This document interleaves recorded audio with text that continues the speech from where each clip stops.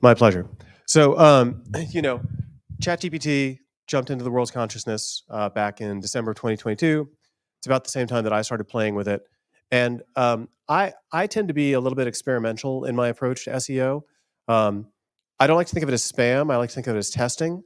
And so some of the things that I produce are not things that I would necessarily do for a client.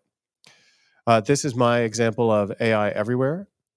Um, couldn't quite get the seal that I was looking for, but as you can see, here we are, lovely cereal box in a family setting with AI inside. But seriously, it's showing up everywhere. Where I'm seeing it is in a lot of the software tools I use. Zoom now has AI. Loom, which is a video recording software, now has AI. Um, my favorite language learning program, Duolingo, now has the Max version, which you can pay extra for, which has AI inside. But what I see coming is ubiquity, right? Another word for ubiquity is omnipresence. So before long, AI is going to be in everything, and we're going to stop thinking about the fact that it's there. So, fluoride. Do we think about the fact that there's fluoride in our drinking water? Prior to the 1950s, the only places where fluoride was in the water was where it was naturally occurring. Cell phones and particularly smartphones. I grew up in an age where cell phones were, the thing of science fiction. The internet. I left school in 1990, college in 1990 to go into the military, and there was no internet. When I came back to college from the military, it was the sort of burgeoning of the internet, right? It was the very earliest days of it. It was Mozilla 0.9 beta was the way we were accessing the internet. So since I discovered ChatGPT, I've been really obsessed with AI content. Yes, Andrew's nodding his head because he's seen some of the results of that. And one of my first efforts, this was actually a piece that I published on LinkedIn on January 3rd of 2023. And I had this idea that, there was this talk about how AI, ChatGPT, had the tendency to hallucinate. And so I came up with this concept that the robot uprising is now, and truth is not their concern. And that led to this article, which was written in its entirety by ChatGPT. That article was compelling enough that a friend of ours who runs a publication called Near Media asked me if I would expand on the ideas in that, which I thought was particularly ironic because of the fact that it had been written by ChatGPT. And so I then wrote about the robot revolution and the AI sandwich.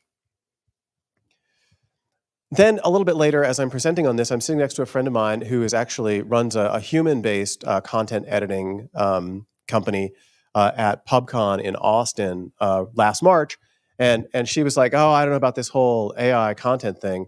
And so while I was sitting talking to her, I opened up ChatGPT and I gave it a prompt, and it gave me an article, which I then published.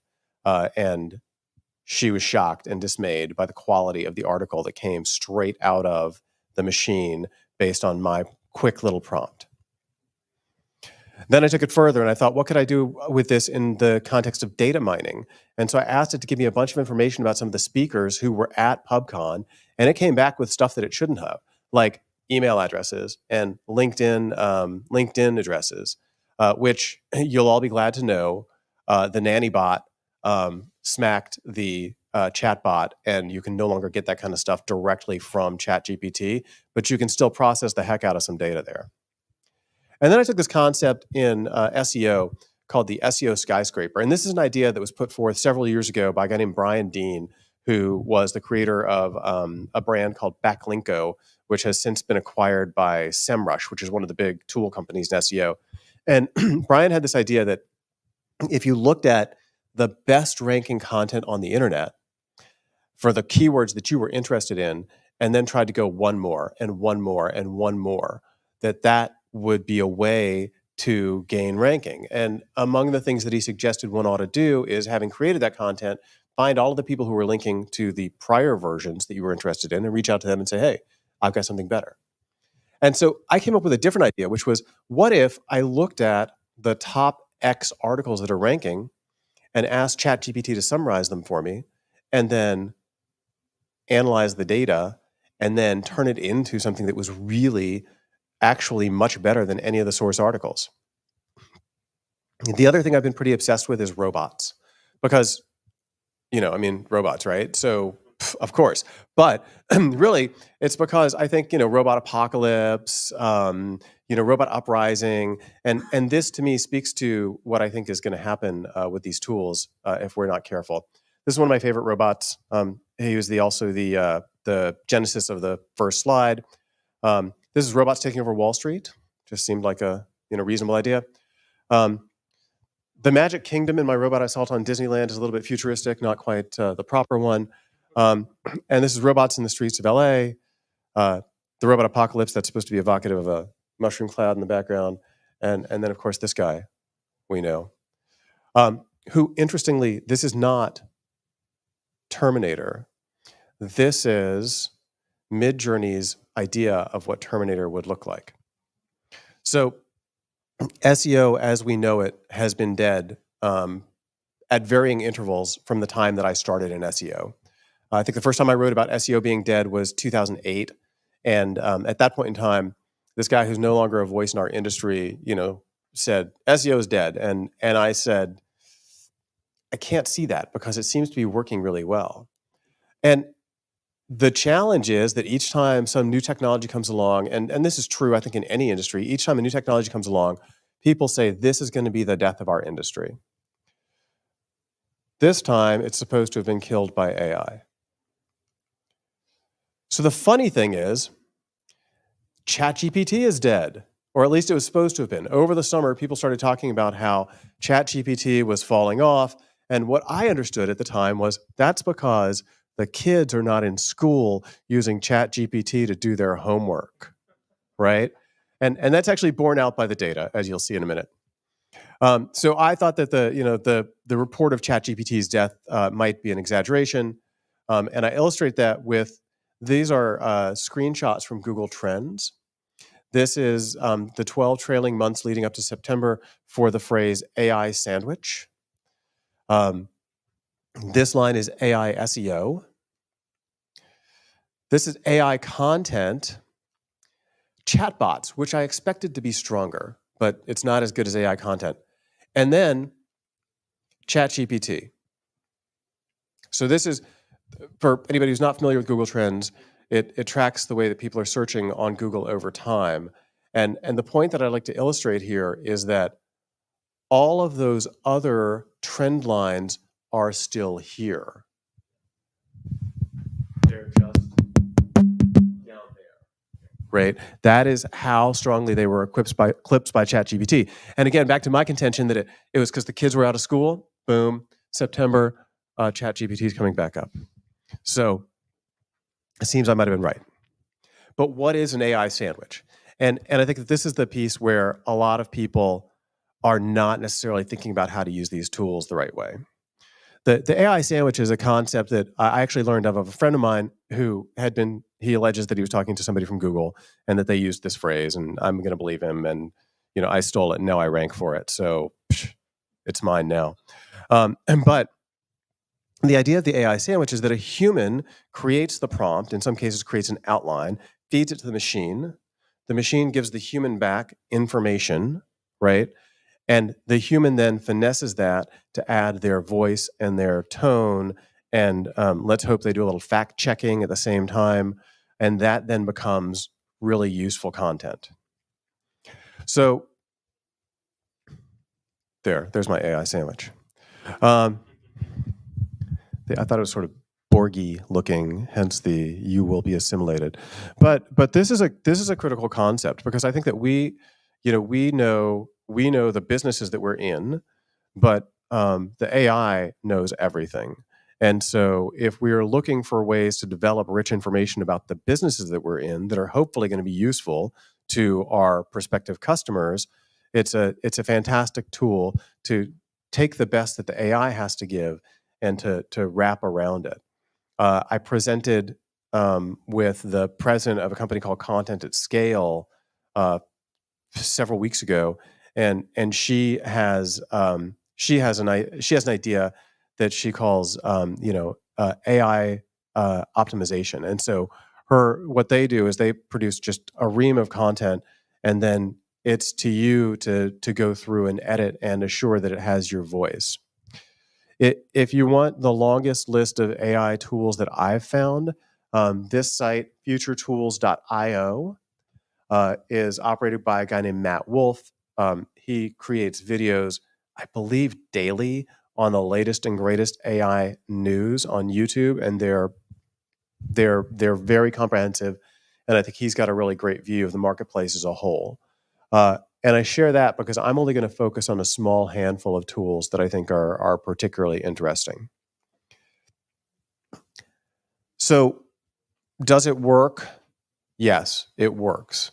These pages that one creates with the AI tools, and particularly when one optimizes them, can rank very well. This is the tool Content at Scale, the president of which I presented with several weeks ago, and if you're looking for probably the richest single source tool out there, I think Content at Scale is great. So if what you want is to be able to go to a tool, input your search term, and have it give you complete content that passes the AI detectors for what it's worth, which I don't actually think is much of a consideration, but has all of the features that can drive engagement from users, Content at Scale is super cool. It's also among the more expensive per unit tools that I've seen, and so one has to make that balance. This is a tool called machined.ai. You can give it a single keyword and it'll come back with a content cluster. So, oftentimes for SEO, it's not good enough to just have a single page about a concept. It's important to have multiple pages kind of around that concept to demonstrate your, topical authority. So in the case of, metal buildings, for instance, right, you're going to have a whole bunch of different applications for metal buildings, right? Metal buildings for industry, metal buildings for farming. You're going to have, all of the various types of materials you would use. And so it becomes important not just to be talking about metal buildings, metal building manufacture, but then all of the things around that. Now, to be clear, I don't necessarily recommend this tool because it's pretty spammy, because it just dumps content out. But it is an interesting concept to be able to put in a single keyword and get out 10 or 20 articles that are around that topic. Other things that are cool about it is it's super cheap because you bring your own open AI license to it, and it plugs directly into WordPress, which makes it really easy to deploy. This is a tool called Surfer SEO. The Surfer SEO has been around for a while, and it helps you to write content that matches what they've determined are the things that matter in terms of ranking. So Surfer SEO and other tools like it scan the top X ranking articles, look at all of their attributes, and then they feed those back to you for optimizing content as you're building out your pages. This is actually a version of Surfer SEO that they have an AI writer. So similar to Content at Scale and Machined, you can give it a single keyword and it will create content which you can then optimize in context right here.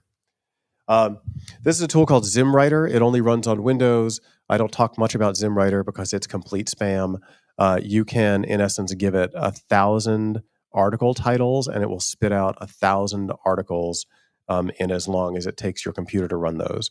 You can also give it the URLs of 1,000 articles and it will write copies of those that are unique for your publication. Again, I don't recommend this tool, even though I do use it on a daily basis. Because to recommend it would be irresponsible. And this is this is where I think the right answer is, and it's the AI sandwich coupled with these SEO tools. So this is an article. This is the article that I wrote. This is actually it being optimized within Surfer SEO. And as you can see, it's got a score of 96 out of 100 on their scale.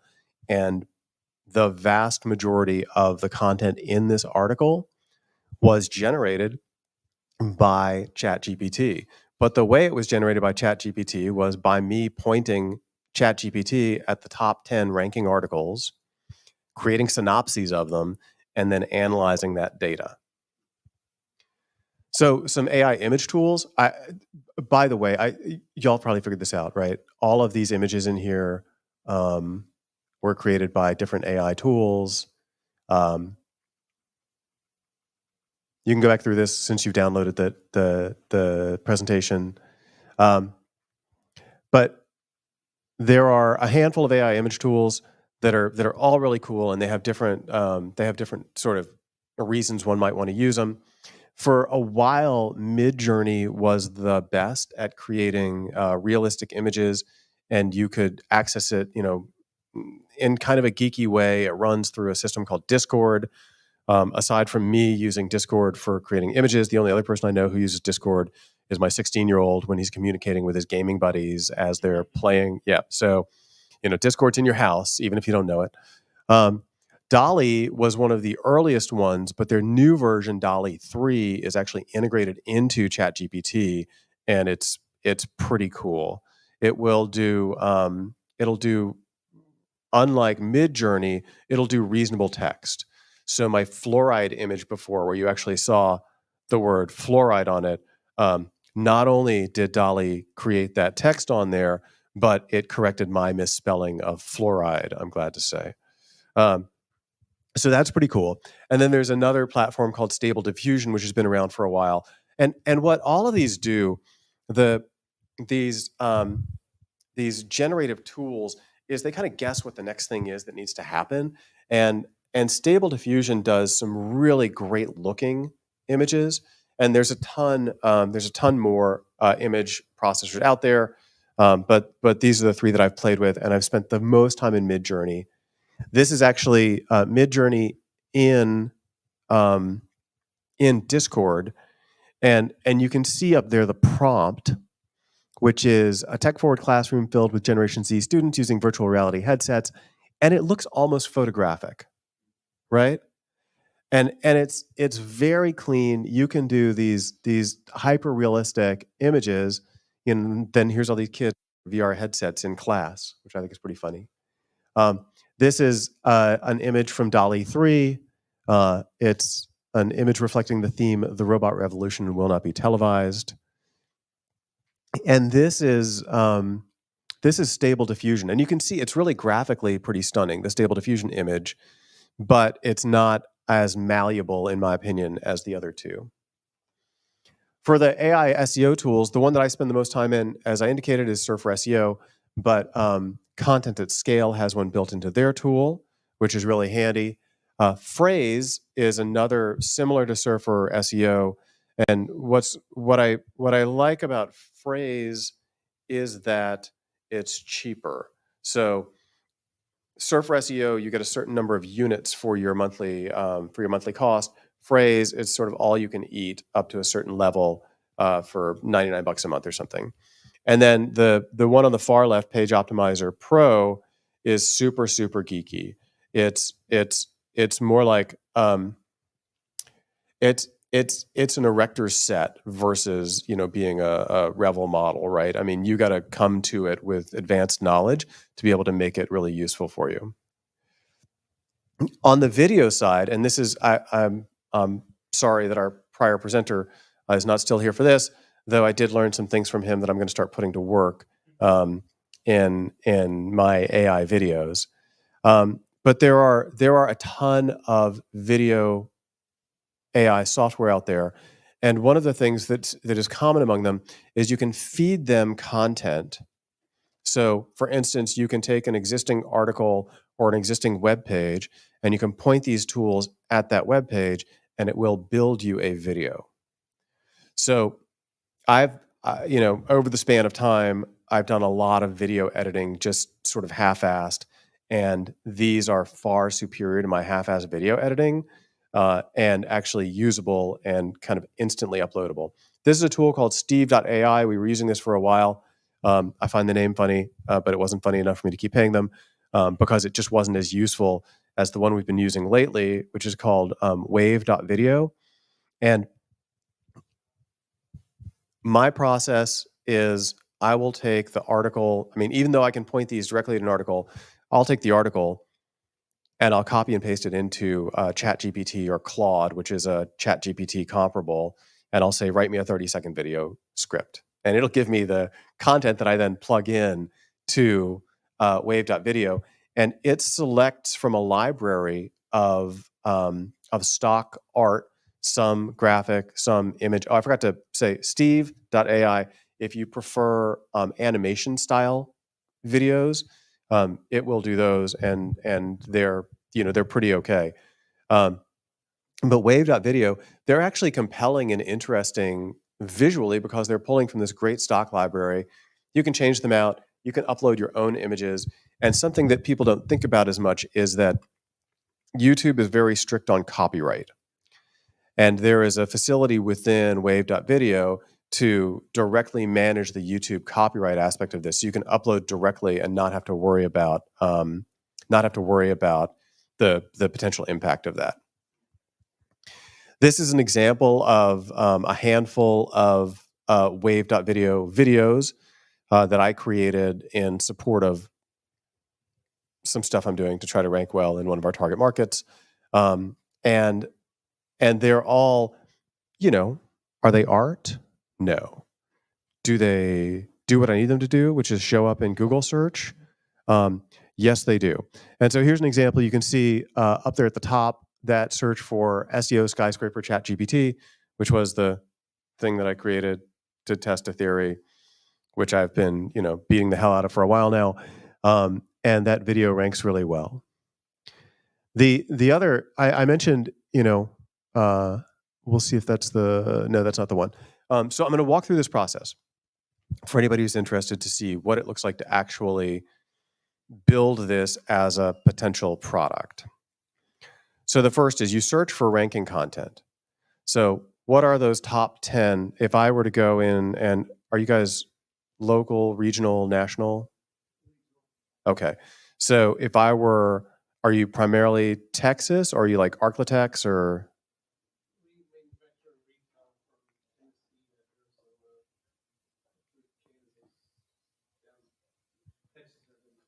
Okay. So if I was to search for, metal buildings in Texas or metal building manufacturers in Texas, right? So you would tend to look at who's ever in that top 10 and look at what it is that they're ranking for those. Or, I mean, you may go even deeper. It may be something like best companies to work with for a metal building, right? Or whatever that long tail set of search phrases is. You'll search for those and you'll identify those top ranking URLs. Then you will use AI tools to summarize them, right? And then you'll take those summaries back into the AI tools and process them to extract their meaning. So in my case, what I've been doing, and I've gone beyond this and started actually automating some pieces of this in automation tools.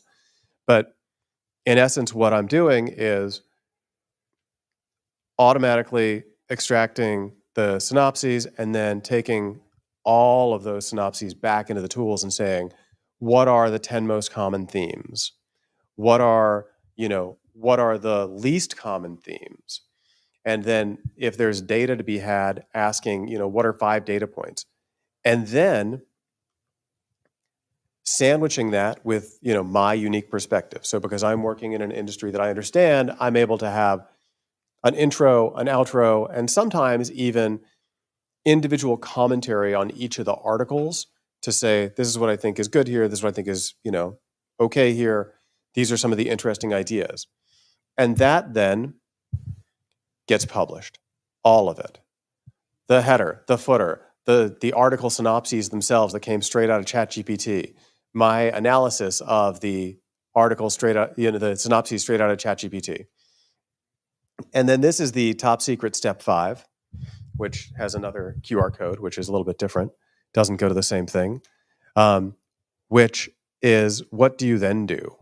Because if I was able to make a synopsis of an article and turn it into something that was of value to me, what might I do with the brand new big honking article that I've created from all of that? And the answer is distribute it everywhere. So the idea being that you saw the videos that came from the original article that was created. Then that article gets turned into other articles that go on LinkedIn and Medium and anywhere else that you might be interested in publishing, all of which are doing what? Linking back to your original article, right? If links are the currency of Google, it's the way in which you get more breadth from that work that you've done. So, is this working? Where's the proof, right? Are we there yet? This is from Google Search Console, and the first two of these are pure test sites. In other words, they're sites that I've had around that I stood up and started publishing AI content to. And as you can see, they do get traffic and they do get a little bit of ranking. Now, it's not a ton of traffic, and for these first two examples, there's been no links pointed at them. So this is purely organic. This is just by publishing and having WordPress reach out and ping the search engines and say, I'm here. And then the third example, which I'm about to show you, is actually a site that I do want to rank for something someday, which that dip corresponds to the Google August Core update. So it would seem that they didn't perceive this to be particularly helpful content. I'm currently in revival mode on that one, but you can see up to that point, it had started to gain some traction. And this is the argument in favor of the AI sandwich, right? Is that if you just publish straight up AI content, it's not actually going to have a lot of value to users, and therefore they're not going to stick around, and Google's not going to give you the love long term. This is a search phrase that I was shocked and dismayed when I woke up one day and realized that my company, Search Influence, the original digital marketing company in New Orleans, did not rank for the phrase New Orleans SEO. So I used these same techniques to build out the top page for the phrase New Orleans SEO. And not only are we still there today, but we now have 2 spots on page 1 organically for that phrase. And that's simply as it should have been all along. And had I not taken my eye off the ball, this would have never happened. But this is actually this is a great example because you can see when I published this page, right? So this is 3 months worth of data, right? And we published it there. And so we got almost instant traction, and the rankings have continued to gain, and the traffic and impressions are continuing to grow. There's some interesting stuff happening here because of the way that Google is kind of screwing with the interface right now. But generally speaking, this piece of content, which was created using this technique, has taken top rankings for my money key phrase and actually is driving organic leads. So I have a conversation scheduled in the next week or so with somebody who came through this page who's exactly in my target market. They look like the customer that I want to be talking to. So what is the holy grail of all of this? It's something that looks like that, right? When somebody does a search, if I've created the best piece of content possible, this is where I'm going to be, is sitting at the top of search in a rich snippet. And when I talk about Google having screwed up the interface lately, they've gone from one, subtle little ad right there to now they've got 4 ads before you even get to the first organic, even when it's a rich snippet like this, which is aggravating AF, as the kids say. But, we continue on, right? And so what I have some concerns of is that if Google continues in this direction, it's going to become a pay-to-play world, and we'll see how it shakes out. So, what are some of the opportunities here? Rote tasks, prototyping, ideation, rough drafts. I especially in, as a as a digital marketing agency, we don't always know the clients that we're working with business nearly as well as they do, nor as well as they could articulate to us, right? Because even though I may be an expert in something, I'm not going to be able to communicate it in such a way that a content writer is going to understand it. And so, for that reason, it's a great way to start to know something of the language around a business, or even if you're a producer of a product that's not a digital marketing product, to how to communicate it to the lay user in a way that they're going to feel comfortable with it. Concerns, of course, are lazy SEOs and spammers, and there's a couple of concepts that have become common in Google land over the last several years, I suppose. One is the idea of your money or your life content. So these would be things like medical content, financial services. These are places where if you publish information that is not accurate or supported by actual expertise, you will potentially do harm. And so they look much more carefully at that kind of content. The other is an idea that came out in the Google has human quality raters who actually look at the search results and give feedback to Google to train the results. And among the direction to those quality raters is this idea of experience, expertise, authoritativeness, and then all of that wrapping up to trustworthiness. So if a piece of content on the internet does not appear to have been written by somebody who has direct experience in that industry or product or whatever it is, then it's going to, at some point in the future, not do as well in Google rankings. And particularly in your money or your life categories, it becomes much more important that you actually demonstrate expertise.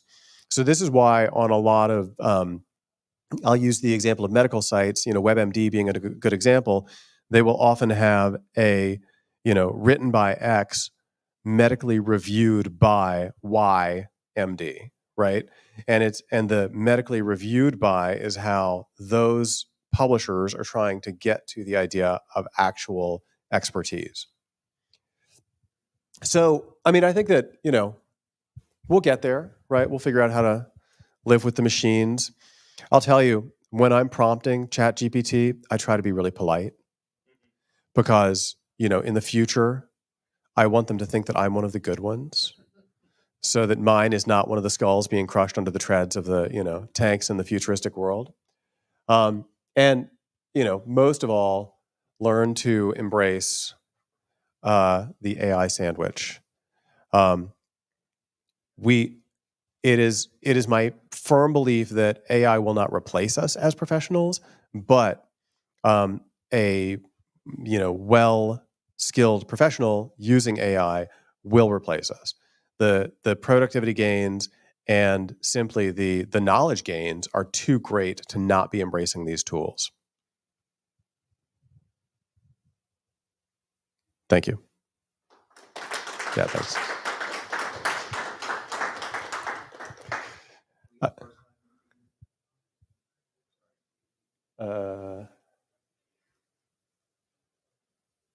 You know what? Go to searchinfluence.com/AI-content. I can get back there, but here, I think I'd rather. That's one of my favorite AI images to date. I don't know why. Maybe it's the phallic nature of it. I don't know.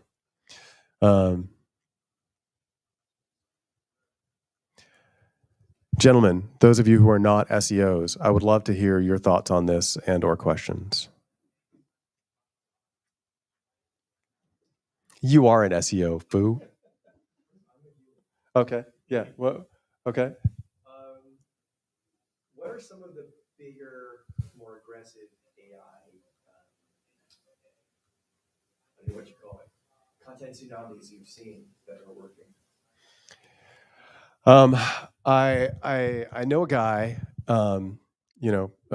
by reference mostly, who is he's been building out a site in which he's publishing, I think, 2,000 articles a day.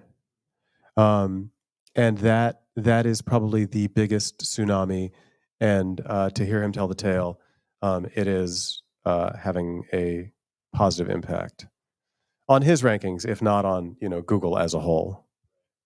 Because this is the challenge, and I think I said this back in February, that the reason, I mean, Google's screwed, right? I mean, because number one, they have to process all of this information, whether it's good, bad, or indifferent. They have to process it at least at some level to know whether to keep or discard it. They're actively working on their own AI implementations, right? And then there's this whole, Department of Justice thing, right? So they're hosed. It's like a pincer attack on three angles. Sir, yes, sir. Do you think,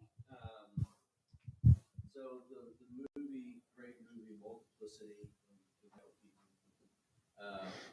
as AI continues to pull in more content, as more content is generated by AI, does it get to a point where the Chat GPT is wearing its underwear on its head Yeah. and trying to work a handsaw? Yeah, I mean, I've been trying to get the image tools to render me a good image of a snake eating its tail, right? Because I do see that as a potential, is that they're training their models on the content that's on the internet, and at the rate of production that I know some of these spammers are working, the machine generated content is going to outnumber the human generated content pretty quickly. Yeah. And as I asked in your research, is there any type of, from a, I guess, from a professional standard or how things would go about to ensure, let's say you're Google, right? You want to be able to take in good content because you want your users to see good content. There's something that would force everybody to have some sort of indication in the code or something that, or even visually, that states this has been generated by artificial intelligence. There is as yet no professional standard, nor does there appear to be a fingerprint that one could pick up on. The interesting thing, and this actually came out of the current trial that Google's engaged in with the Department of Justice, is that they the this idea of what is quality content is to a great extent determined by user engagement. So if I'm able to create, and so what demonstrates user engagement? The two things that demonstrate user engagement are bounce rate, right? The rapidity with which I go back to Google, i.e., I see your page, it doesn't meet my needs, I go back to Google super quick, and time on site.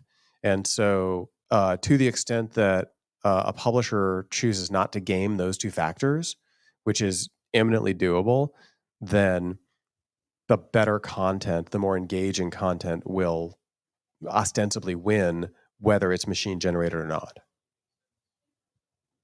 Which I think is, and this is, the transcripts of the Department of Justice trial are so interesting because we're seeing all of these things that Google said, no, no, we don't do that. No, right? I mean, but hey, guess what? Those emails you didn't delete, they demonstrate that you do. Very much like the state of social media is just creating an echo chamber. You watch and read what you want to watch and read is when you agree with your thoughts. Yeah. There's no truth anymore. I mean, this is the thing, right? Is like, I don't. It depends on how cynical you are, right? Either there's my truth or your truth or no truth, and so I'm going to go for no truth because every other proposed truth is corrupt. So, have you figured out a way to scale your experiment? Um, a couple. And so, what would you say is the average, let's just say, cost for creating one of those pieces of puzzle? Now, like a big old skyscraper piece, because there is still a human element to it, right? So it depends on how costly the human is. Since I'm the human, call it $300. But I could train a lower cost human and it would cost me $5. It's an hour, $300. It's my non-lawyer rate. If you're a lawyer, I'm going to charge you considerably more. So what we found is the cost is all in the setup, and then of course there's a human cost on the editing side. Yeah. The setup is where most hours are taken, and so hard to predict. I don't know, we haven't figured out a way to kind of productize the setup other than, oh, these are the things that do. 2 hours. Where I think it's going to go in terms of the automation aspect of it is that, kill them all, let God sort them out, right? Basically you're going to just mass publish, and then your search factors are going to be what tell you what to prune. So it's not going to be that you're actually editing; it's that you're going to be pruning the non-responsive content, right? So if I publish 500 pages of content and 100 of them have decent engagement and 400 don't, when my cost to publish is 37 cents, who freaking cares, right? So that's where I think the scale equation rolls is, I mean, unfortunately, you're going to be publishing a bunch of. We're actually doing that for a client right now. That's what they wanted. I'm like, okay, why not? Yeah. So, talk to me in 30 days. Yeah, please. I want to see the outcome of that experiment. I think that's a difficult thing. I'm a bean counter, right? So productizing is what the difficult thing, that communication. We've heard about this for years, right? And so we keep looking, or I keep looking, and I'm like, okay, exactly how is this? It sounds great, but we're with IBM for years, and they were like, man, this is gonna change the world. And we're like, how? And we sell metal buildings. We design, manufacture, retail metal buildings. How does this? So you can generate all this content, okay? How does that help me, right? How do I do this? I mean, I can understand something that it's a little bit like that. I can't even think of what that IBM tool was, but it was Watson? Statistical. Well, yeah, Watson. Yeah, Watson was going to change everything. But it's that statistical tool they have. You have to know what the right questions are. To your point, you have to be on that front end, Right. to know what those questions are to ask in order to get decent content, in order to have something on the backside. So for us, we just keep looking at it, and going, okay, how does this work? So the great news in my mind for somebody like you, right, is that your keyword set is knowable, right? Is that we can study the data around your website and other competitor websites, and so the keyword set is knowable. Now the question is, which of those are actually going to convert? In other words, somebody shows up on a piece of content on your website. Are they going to fill out a form? Are they going to pick up the phone? Right? Whatever your conversion mechanism is, and then it's just modeling, right? So if I'm not, I have a tool that we use. It tracks web rankings over time. It's called Advanced Web Ranking. We've been using it for 15 years probably. But it's got a forecasting tool where I can put in, what's the value of a conversion, right? What's my typical conversion rate? And then if I move you from position 100 to in the top 10, what's the value there? And so it depends on what's your average sale, what's your average conversion rate once you've got that lead, and then what can we do to create a lead from landing on a web page? And it's going to be different. Metal buildings. I mean, what's your typical average order value? $40,000. Yeah. So I've got I'm currently talking to, and so the reason that I came to a number like that is I'm currently talking to somebody who does, they sell gold and gold IRAs, right? Super hot right now if you think that the economy is going to go in the toilet, right? So their average account value, their average account value is I think it's like $37,000. And so we were able to show, and don't get me wrong, there's a lot more search for gold than I think there is for metal buildings.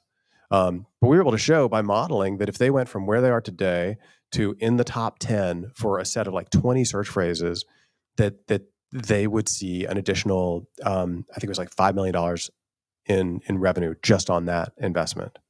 And when we're talking about, spending $100,000 to make $5 million, that's a pretty easy trade-off.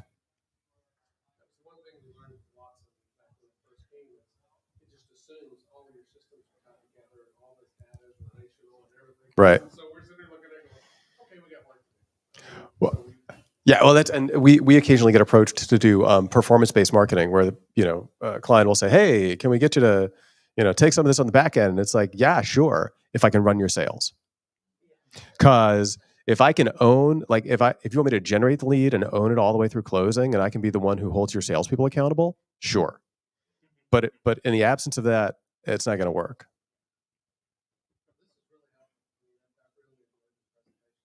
Thank you.